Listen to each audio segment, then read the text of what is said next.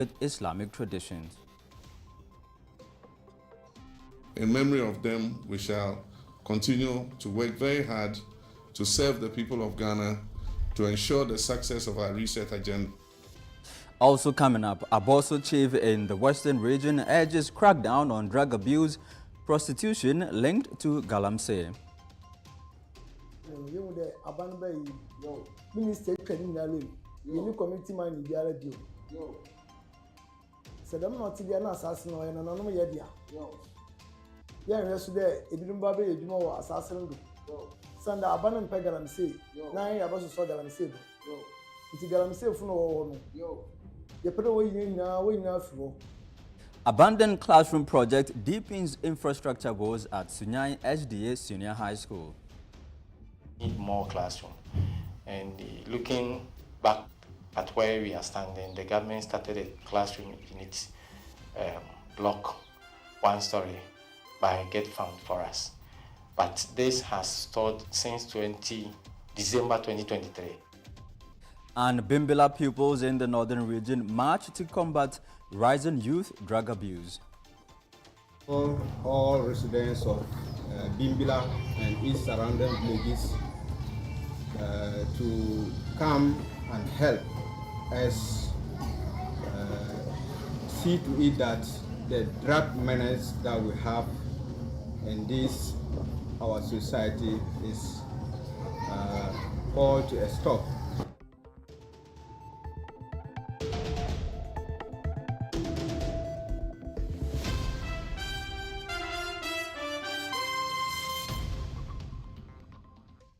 Thank you for your time on the Channel 1 Newsroom. Let's begin with news relating to the August 6th helicopter tragedy. Ghanaians on Sunday bid a solemn farewell to Dr. Ibrahim Murtala Mohammed, Minister for Environment, Science, Technology and Innovation, and Alhaji Limona Muniru Mohammed, Acting Deputy National Security Coordinator. These two were among 8 people who lost their lives in a tragic helicopter crash at Adanse in the Ashanti region on Wednesday, August 6, 2025. In line with Islamic tradition, Janaza prayers were held at the forecourt of the State House in Accra, followed by interment at the military cemetery at Cheado. My colleague Fauzi Masaudu has more in the following report.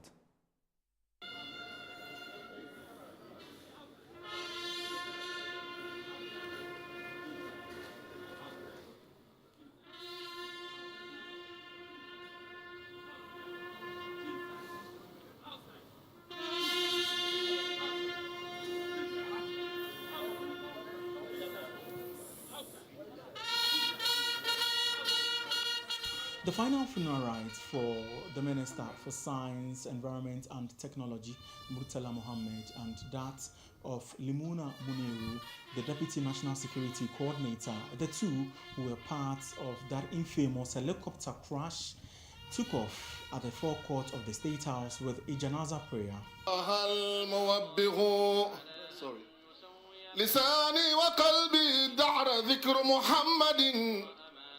ومن حاله حالي مدى الدار يشمخ وعافهم واعف عنهم وأكرم نزلهم ووسع مدخلهم واغسلهم بالماء والثلج والبرد ونقهم من الذنوب والخطايا كما ينقى الثوب الأبيض من الدنس وجازهم بالحسنات إحسانا.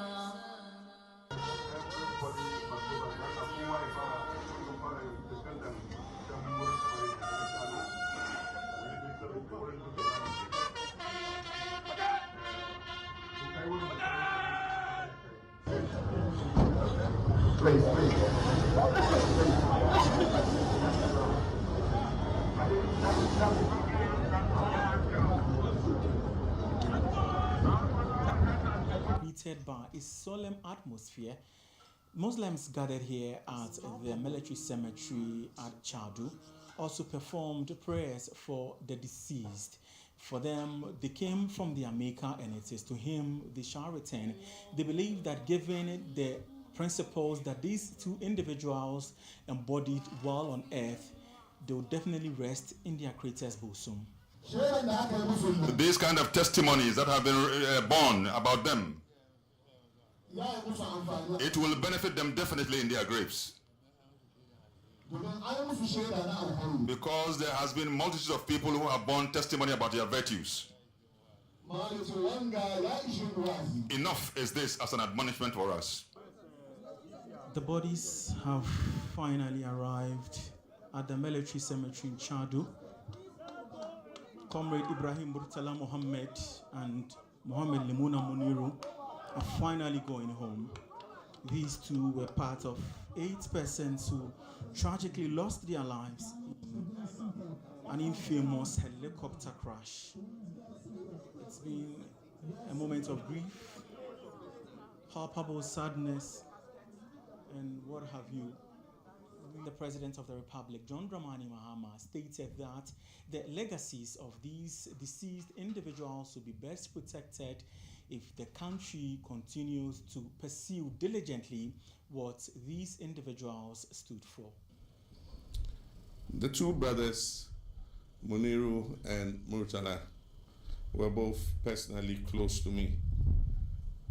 Murtala, I mentored from when he was a new MP at Nanton, and he had been a devout member of our team, one of our very bright intellectuals, very eloquent in Parliament, and he had been a part of our research agenda. Muniru was like a younger brother. He was a permanent fixture in my house and acted almost like my personal assistant. I find it very difficult to find words that I should speak. And so I just say thank you. May God grant them paradise, and may the memory of them guide us too. I believe that they would have wanted us to continue the hard work that we were doing with them. And so in memory of them, we shall continue to work very hard to serve the people of Ghana, to ensure the success of our research agenda. Meanwhile, the forensic reports on all 8 victims were received at the airport, paving way for the state's funeral next week Friday. We recognize that in Islam, when a person has died, they are supposed to be interred as quickly as possible. Unfortunately, the state in which the bodies were made it difficult for us to identify positively which was which. And that's why we had to go through the scientific forensic process of identifying. Happily, that process was ended yesterday, and we received electronically the forensic results for our 2 brothers. And that's why we have come to bury ahead. As I speak, the forensic reports for the rest have also arrived. And so in consultation with their families, we would decide how their funerals should be held. But as we said, on the 15th of this month, we'll hold a state funeral for all of them. The families are able to hold separate events to commemorate their loved ones. Well, as the nation mourns over this tragic incident, some notable individuals have underscored the need to reflect on the importance of enhancing the country's security, particularly for those who put their lives on the line in service to the nation. There are lessons we can learn from this, and this is why I keep calling on Parliament, apart from the inquiry which the Ghana Armed Forces have launched. I call on Parliament to set up a parliamentary inquiry so that we can learn lessons to avoid the occurrence of such an accident, particularly accident of that magnitude happening again in Ghana. None of us wish it had happened. All of us who have been in government, any of us could have done that. So our thoughts are with them. We pray that God will grant them the grace to be able to go through what they are going through now. But at the end of the day, the whole country owes them some gratitude, and God bless them. This program, this will come okay for us. We don't have anything to say. We just wanted to consider because we are Muslim, and they give anything to God. And then we know God granting them for those. For these mourners, many of who are Muslims, they find solace in one thing. Inna lillahi wa inna ilayhi raji'un. To it, from the Creator we came and to Him we shall return. They have thus urged the need to rise above the fray and to find the most comfort in the thought that these two individuals, Murtala Mohammed and Limuna Muniru, have indeed returned to their Creator. Reporting for Channel 1 News, Fauzuma Saudu.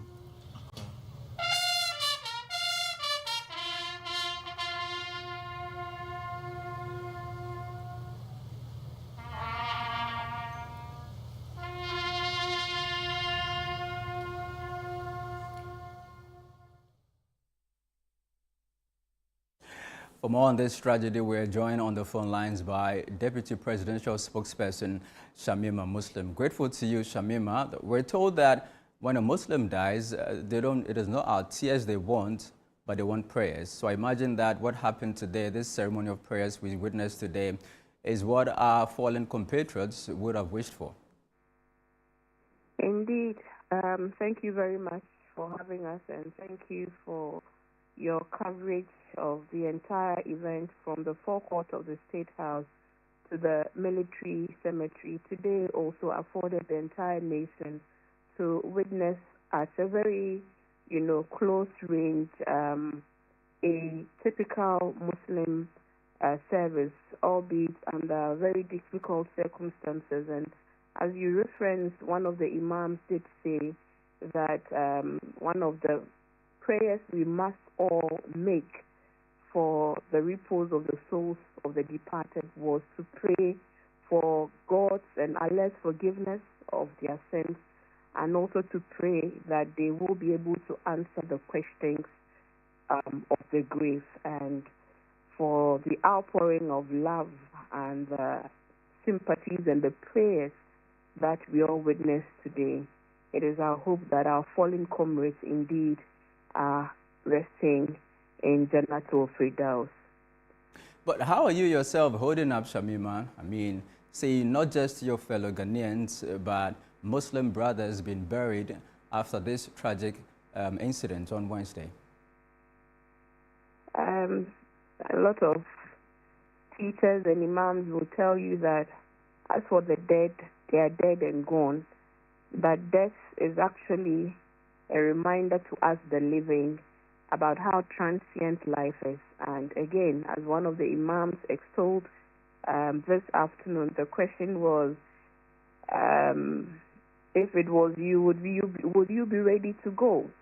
So again, it is a big reminder to all of us that life is very transient, and we can't even account for the next second of our lives. And so why must we live our life as if we had control over the next minute or tomorrow? So it's a major lesson for all of us to really focus on the things that matter in life, to love one another, to let humanity lead, to show love, to show patience and compassion, and to show fellow feeling, all the virtues and the values that are eroding in our society. I think moments like this, especially moments like this, difficult moments like this, where there are many more questions than there are answers, is exactly where we must remind ourselves of the virtues we must carry and live by. So we pray that as humans we will obey and we will return to God, and we will know our need for God, and also we will return to repentance and try to live a life of good conscience in accordance to the values of the faith that we all profess. Before you take leave of us, we received the results of the forensic testing that was done abroad. For the other 6 today, kindly run by us what is likely to happen within the week at the state level as we receive these results today. As His Excellency the President did say in his brief comments of gratitude as well as also of extending his condolences to especially the family, and also communicating government's commitment and preparedness to work together with the family to decide how they would want to inter the remains of their loved ones. We would like to also remind the general public that the flower laying ceremony, the memorial grounds are still open to the public. The forecourt of the Jubilee Gardens, the Flagstaff House that is, and also to announce that the books of condolence has been opened across the different departments and ministries as previously announced at the NDC National Headquarters, at the Ghana Armed Forces Command Headquarters, at the Ministry of Environment, at the Foreign Affairs Ministry, for all those who would want to go there and, and the homes and the various homes of the victims from tomorrow. In fact, it started from today to the 14th of this month. The books of condolences will be open, and as His Excellency did also announce, on the 15th would be the state's funeral and service at the Independence Square for all of the 8 fallen heroes. All right. Thank you very much, Shamima. Shamima Muslim is Deputy Presidential Spokesperson. Now, following that August 6th tragedy, there's been calls for a retooling of the Ghana Armed Forces. Well, the Member of Parliament for New Jabin South, Michael Otri-Befi, says the Minority Caucus in Parliament will support President John Dramani Mahama's administration in acquiring new aircraft for the Ghana Armed Forces. Now, speaking to Channel 1 TV, Otri-Befi backed the President's call for a transparent investigation into the tragic helicopter crash that claimed the lives of 8 distinguished citizens. He stressed that the current fleet is unsuitable and unfit for purpose, making it urgent for the government to procure a new aircraft. Come together and support NDC to acquire, or the government to acquire all these accoutrements. And we have to get them for the survival of this country and for the well-being of the country.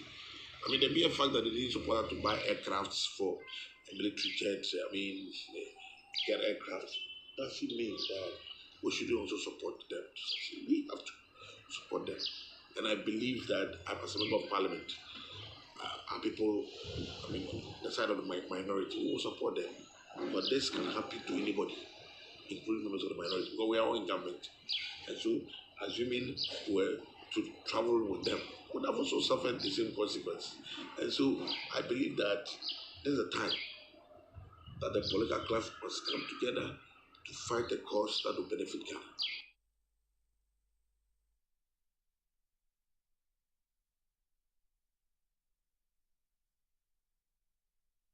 Meanwhile, as calls mount for the government to use the recent military helicopter crash as a turning point in the fight against illegal mining, the chief of Abosu in the Western region, Nana Kwesiapia, is appealing to the Lands and Natural Resources Ministry and the Interior Ministry to urgently tackle drug abuse and prostitution linked to galamsey in his community.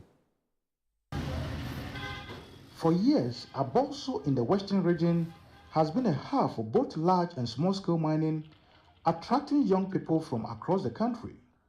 But at a press conference, the chief warned that ongoing galamsey activities at the defunct Gangway community mining sites are fueling drug abuse and prostitution among the youth, and called on government to shut the site down.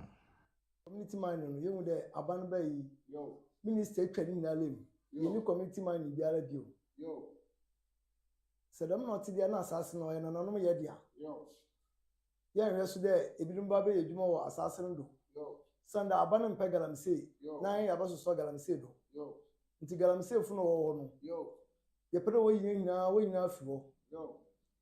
Assassin and anonymous, especially Abosu, your Gangway. That down and anon, yet to suffer Ubinuma, what they knew with Jumanua. You know, good Yakasa Yente in Samba Pibiala. Said I'm not there. No, Gangway, no, there you won't feel. Onam Drew Bonnet Summer wedding also in 20.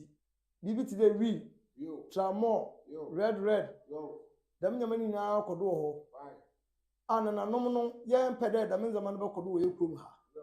Nti Gangwe de aban abade on pegalam say na dam nzama no so ye mpede be say ye ma no de. Yes ye mhwehwon ye so so won do Gangwe ho. Nti yesre ministers interior minister land minister we na won boy na fitin na lukoi menem na nanom one time na chimi ampam ye ntu dem nkofo na asemfi ho ebe ko wosisi a na ebinum aye rasta wa ma ye krom wa rasta ase ekro no nti se ye tuo ina asifu a ye di ye ma no beto na eduma na se aban hihye pod ba no ye ina ya hwe na ye dido na ye da ye duma ma ye ma no so wa fa na tampefra. Dismissing claims that his statements are politically motivated or driven by personal gain, Nana Kwesi Appiah stressed that his concerns are solely about the welfare of the youth. Before Galamsey, Abosu was quite disciplined. Discipline in Abosu. We respect ourselves. Right now, because of this, if you are elder, you are not. You are nothing. If you are elder, you are nothing. They can tell you anything. No, it's too much for us. It is hard for us. It is difficult for us. Our youth are destroying because of these drugs, because of these Ashawo peoples. Some places you can't pass there. Other elders and residents echoed the chief's concerns. When you're having your money, when you go outside, you will come, your door will be open. When you are building your iron rods, they sometimes cut it off, go and sell it. When you build your house, you wire it, they come and remove the wires out of the house, go and sell it locals to buy the drugs. And we are not safe here. We are not safe here, especially when it's 7 o'clock going. There are some corners that you can't pass, especially when you are using iPhone or techno big phones. I mean, you are not safe. We are not safe here. What is happening in this town at first was like that. Now these guarantee activities, especially Gangway, people from Nigeria, these are foreigners in Nigeria, they are in the town here, smoking cocaine, drugs, red. They are sleeping at that place, even at their own bath. When you leave your things there, they will come and steal the things away. When at times these prostitute people are here, very plenty. At times when you're passing, they'll just want to rape you, them themselves. When you're having money, they won't take your money. If you don't give them, they will use cutlass to be choking you. This is what you want this Galamsey to live in this town. Because at first, as Galamsey that these are old Abosu mines. At first, there's a mines here. Residents of Abosu say they expect a swift action by government to clamp down on the activities of illegal mining here in Abosu and curb the rising tide of prostitution and drug abuse. For Channel 1 TV News, Akwesi Ejenim, Abosu in the Western Region. Well, still on mining, the government says it is in the final stages of overhauling Ghana's mining laws to better regulate the industry and promote sustainable, responsible mining practices. Lands and Natural Resources Minister Emmanuel Amakofi-Boa disclosed this at the launch of the Responsible Cooperative Mining and Skills Development Program in Abosu in the Ashanti region. Mining continues to destroy water bodies and forest reserves, despite several interventions by successive governments to curb the menace. The newly launched program aims to build on lessons from previous initiatives such as the Community Mining Scheme and the National Alternative Employment and Livelihood Program. The National Coordinator provided further details of the new initiative. The program is structured around 6 interconnected pillars, i.e., 1. Cooperative mining scheme. This pillar involves the establishment of community-owned mining enterprises with centralized processing facilities that employ mercury-free technologies, ensuring environmentally responsible extraction while maximizing mineral recovery rates, and local economic benefits. The scheme will be organized under the mining groups registered with CONSDEP based in the community. Operators under the scheme will be taken through training and will sign onto the policy guidelines and code of practice developed for the cooperative mining scheme. The acquisition of the small-scale licensing cooperative mining may be initiated by either government or the community. The Lands and Natural Resources Minister also announced that mining license application procedures have been revised as part of the new legal reforms. We are almost 80% through in overhauling the mining laws of Ghana and the mining policies of Ghana. And what we are trying to do is to make sure that the mining laws reflect the experiences and empower communities where mining takes place. I've asked myself, as a member of parliament from a mining community, why will a complete stranger just show up in Nane's land simply to tell him I have a license from Maincom, I have a prospecting license, and that will be the first time you are seeing this person. And the location he's going to, there's cocoa farm there. And he says, I am interested in the gold underneath. Now we are changing that completely. Before Maincom will issue a license, that license applicant must first start with the mining, district mining committee where Nana, you are there. And you will first agree before it gets to Accra.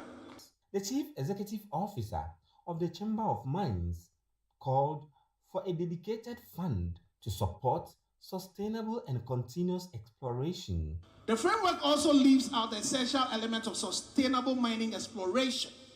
This is critical. The framework should dedicate some funding to continuous exploration to ensure longevity of the mining operations of the cooperatives. The absence of this will lead to the creeping of the operations of these cooperatives, as we saw in the community mining schemes and as we have known with Galamsey all along. In response, the minister addressed the concerns raised. Every acre degraded by mining will be reclaimed. Portions of cooperative mining revenues will fund critical infrastructure. Mining revenues will no longer vanish into private pockets. They will help build schools, hospitals, clean water systems to improve the quality of life in that community. This program is one of the several ongoing measures to sanitize Ghana's mining sector, though some remain skeptical it will succeed where others have failed. This is still the Channel 1 Newsroom on Channel 1 TV. Still ahead. Abandoned classroom project deepens infrastructure goals at Suni SDA Senior High School. We have details of that and others in a bit. Please don't go away.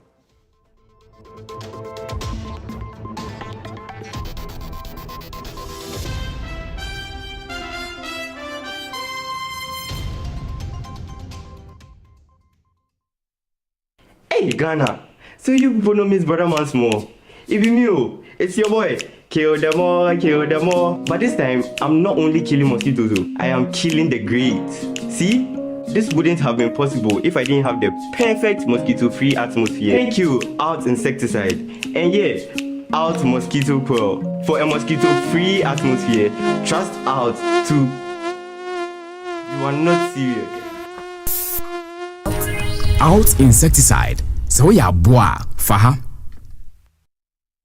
In Ghana, West Africa, the mornings are somewhat, if not for the perfect companion. What a good day to start. Work is always effective with NASCO Home Appliances. Classic home appliance for the fisher folks. And Nijepa, ewa NASCO fie. NASCO, bring home happiness.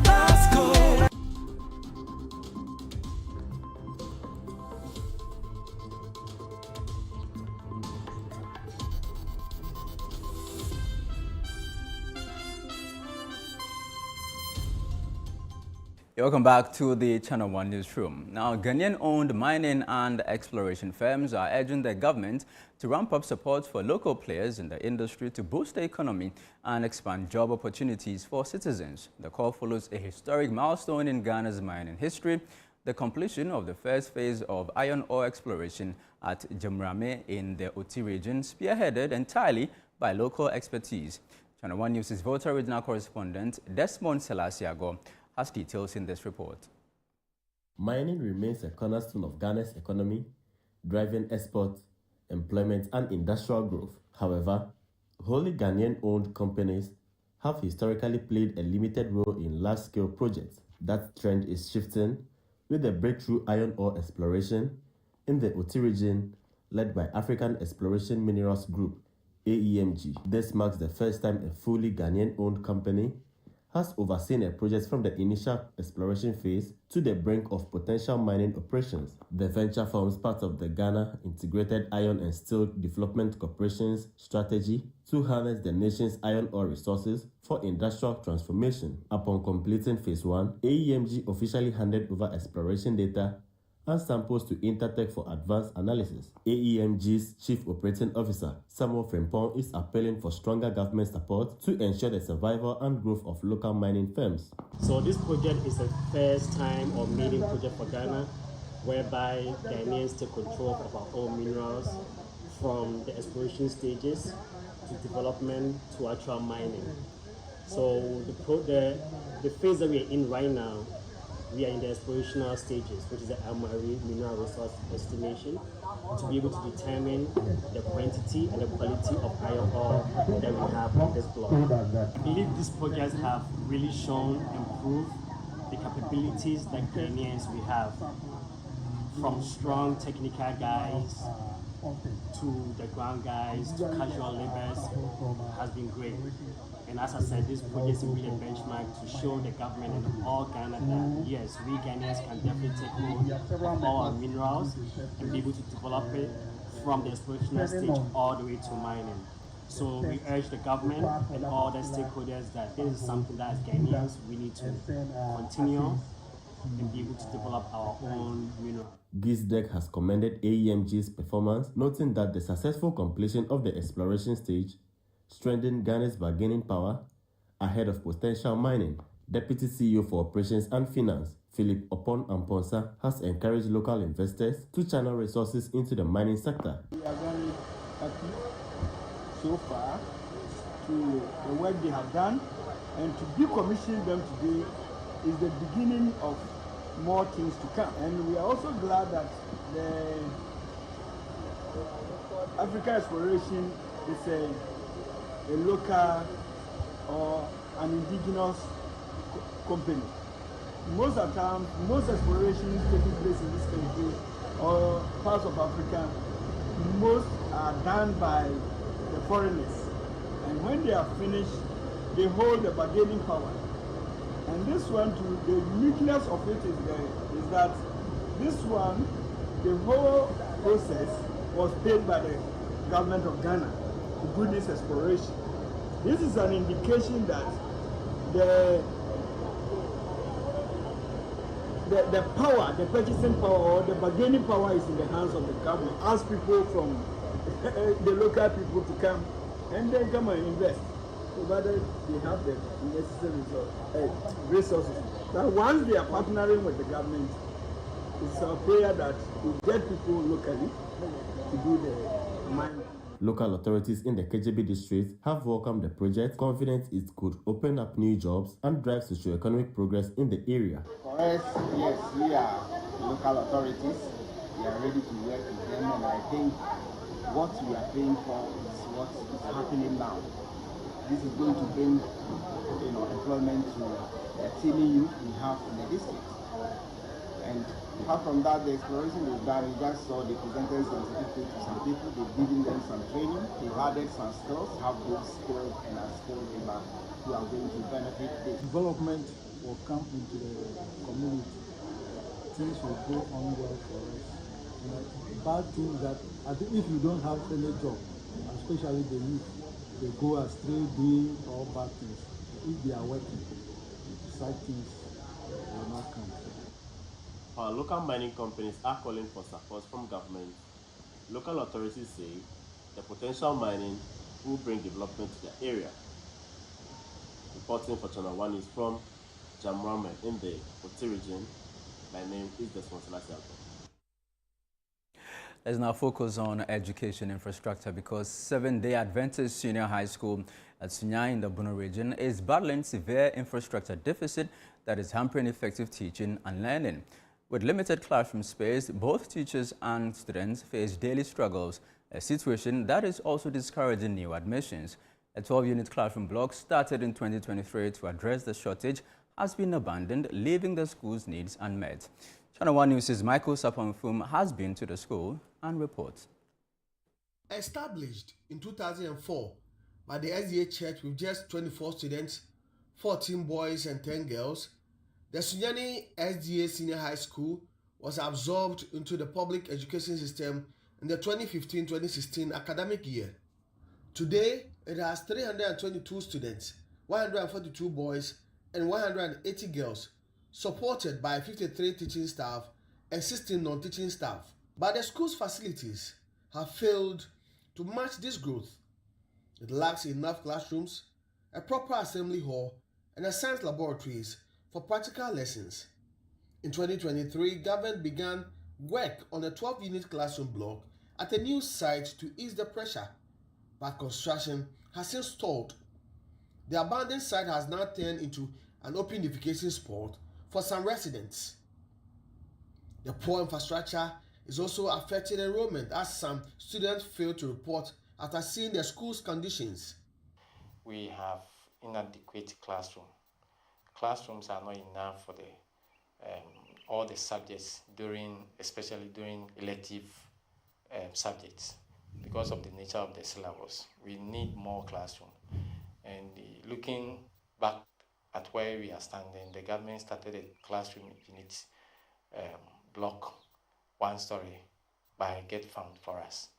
But this has stalled since December 2023, almost 18-19 months ago.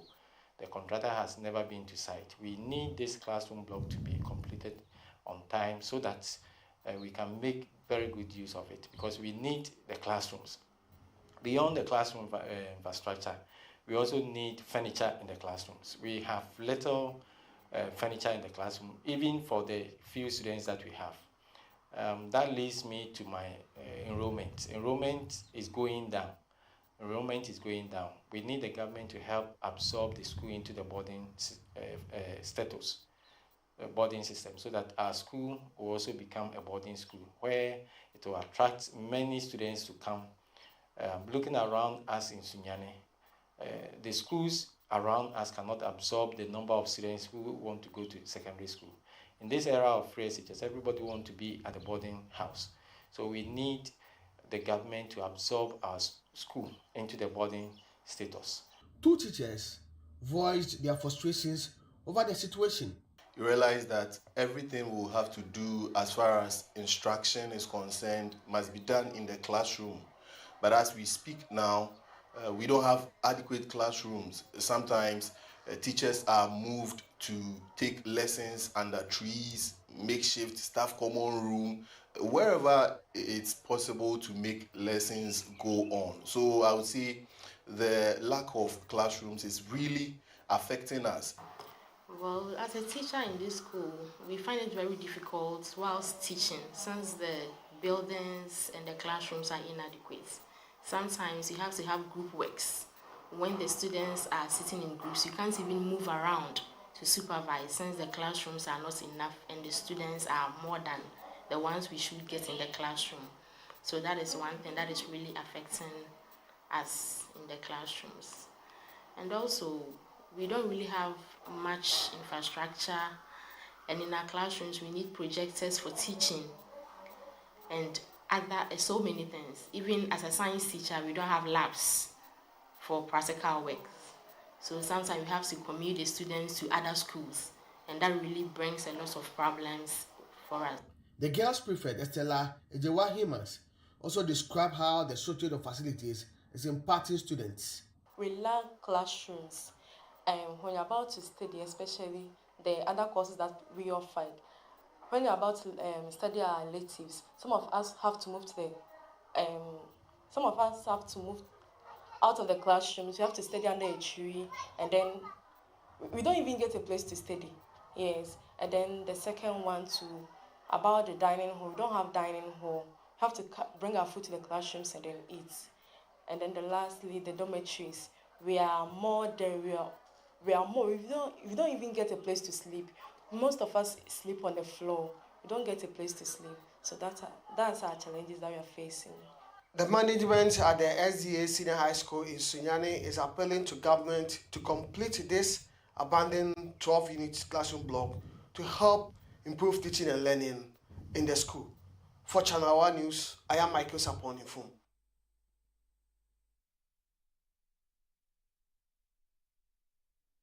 From education to health, practitioners in the field have been advised to continually upgrade their skills to remain relevant in the era of artificial intelligence.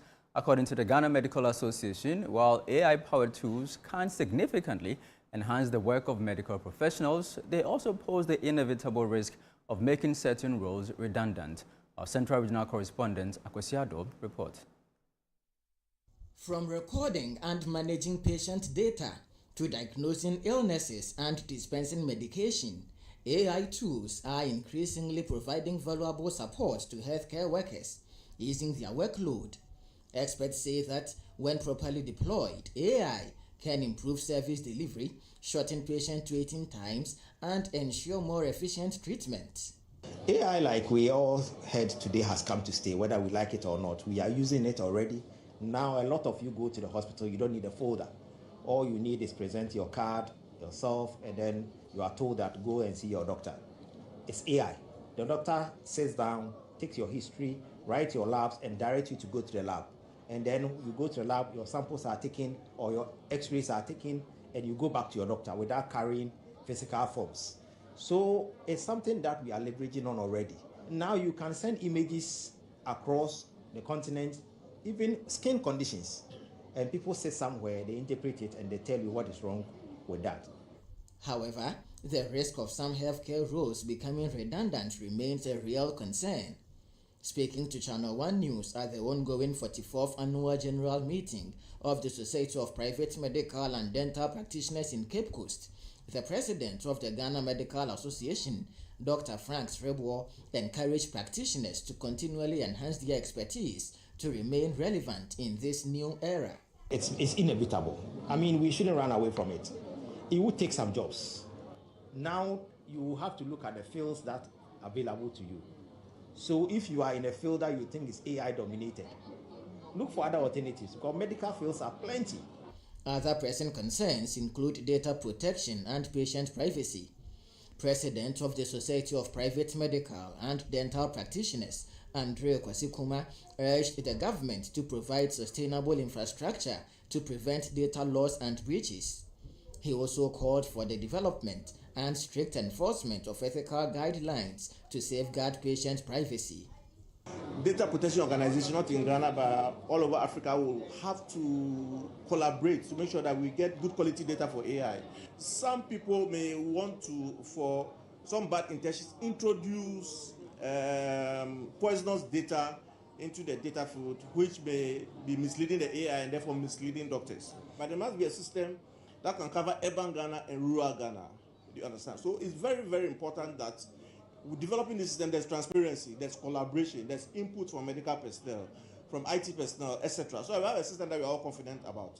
Health experts believe AI can be leveraged on to provide effective healthcare delivery. For the Channel 1 Newsroom, I am Akwesiado, Cape Coast Central Region. You are still watching the Channel 1 Newsroom on Channel 1 TV. Still to come. Bimbilla pupils in the northern region march to combat rising youth drug abuse. We have details in a bit. Please stay with us.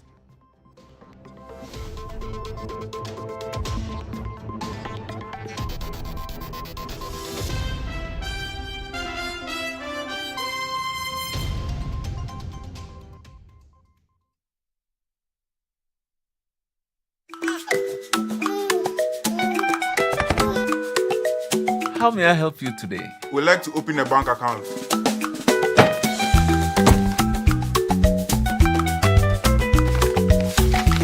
Sign here, sign here, sign here, and here. And now you draw direction to your house. I need your thumbprint. And I'll need your birth certificate too. No, I need the original. A lot has changed since you bank like this. So have we. We've made it easier than ever to open an account online and bank on the go through our mobile app, online banking, and more. EcoBank, a better way to bank your way. Sign here, and here. EcoBank, the Pan-African Bank. This August, get ready for an unforgettable night of worship and celebration as Perez Music presents Glorified, dubbed His Love and Kindness. Ministering live, Perez Music alongside the legendary Daughters of Glorious Jesus. Also ministering Joyful Way Incorporated, Minister Gabi Akwe and Edom Evangelist. Join us on Sunday, the 31st of August, 2025 at 4 p.m. sharp at the Victory Bible Church, Awoshi Dominion Sanctuary for an evening of powerful ministry and praise. It's absolutely free. But if you would like to support this ministry, you can do so by purchasing our special event merchandise or call 0557 116 607. That is 0557 116 607. Let's come together and raise a sound of gratitude for God's love and kindness. It's going to be nothing short of heaven on earth. This event is proudly sponsored by Eddie Spitzer and powered by Rima City of Worship.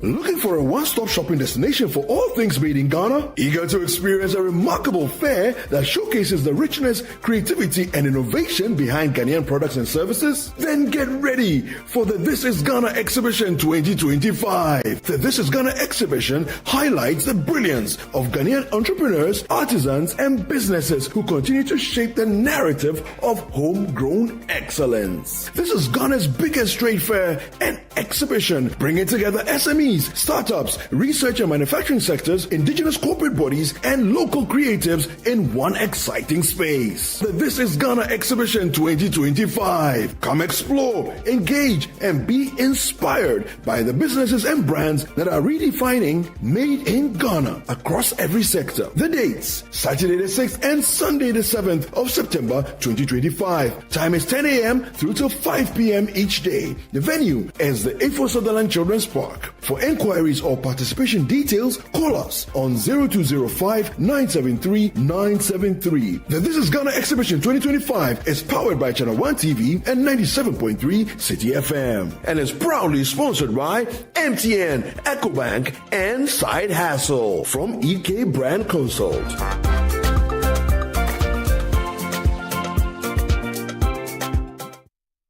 In a world filled with challenges, we all need guidance, hope, and a lifeline to anchor us. This is Lifeline, and I'm your host, Fred Crunchy Mensa. From social issues, relationship challenges, and family matters, Lifeline is here to inspire, uplift, and guide you on your journey. Where we give you support, where we hold your hand through the valley and through the thick and thins of life. Join Bishop Fred Crunchy Mensa. I welcome you especially to Lifeline. Every Tuesday and Thursday at 10 p.m. right here on Channel 1 TV. Let's walk this path together, strengthen our faith, our families, and our lives. Lifeline, because every soul deserves a guiding light. Tune in to Lifeline on Channel 1 TV and let's grow together.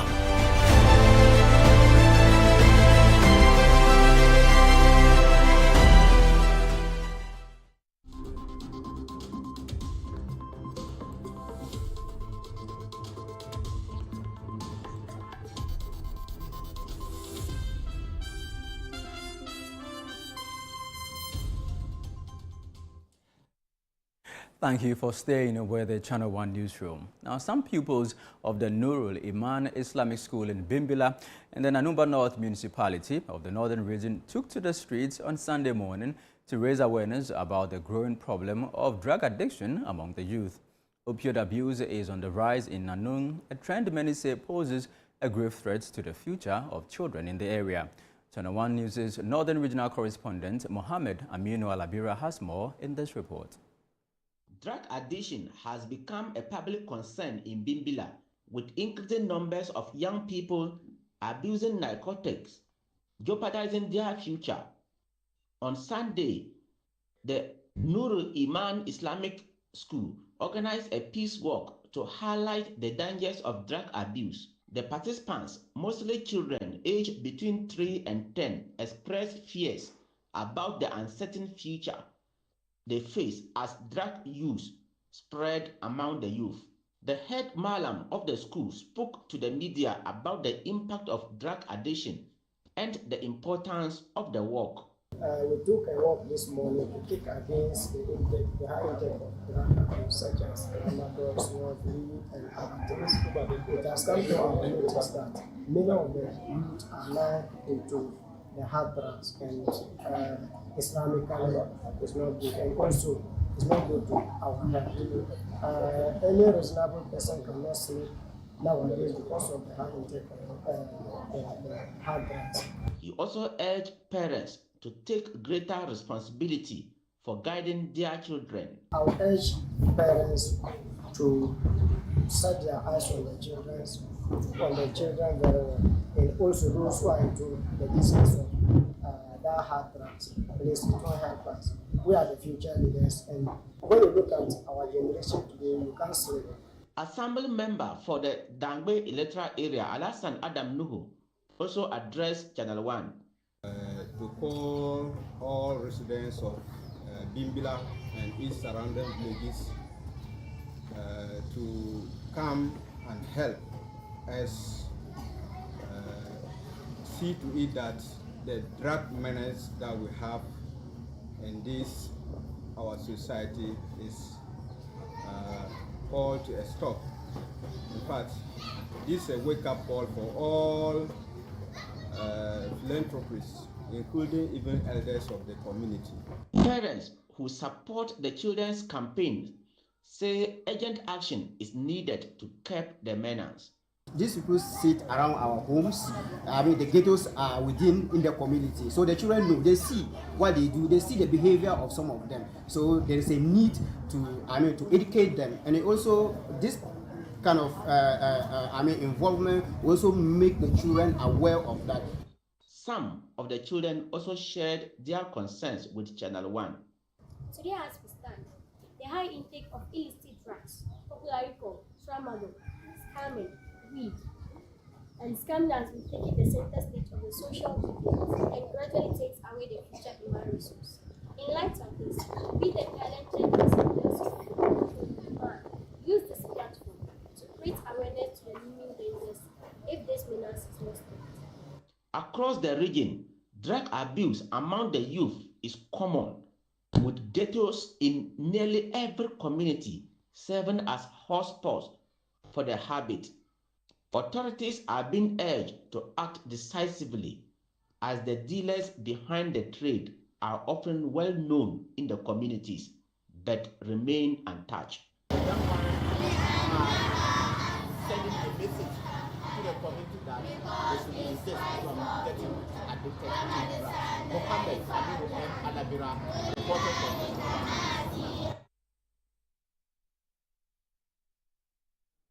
Well, that'll be all for today's Channel 1 Newsroom on Channel 1 TV.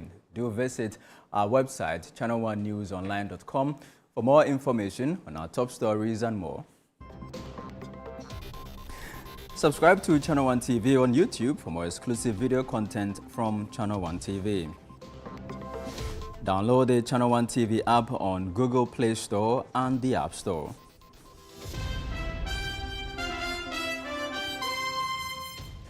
I am Charles Osukumi. Many thanks to you for watching.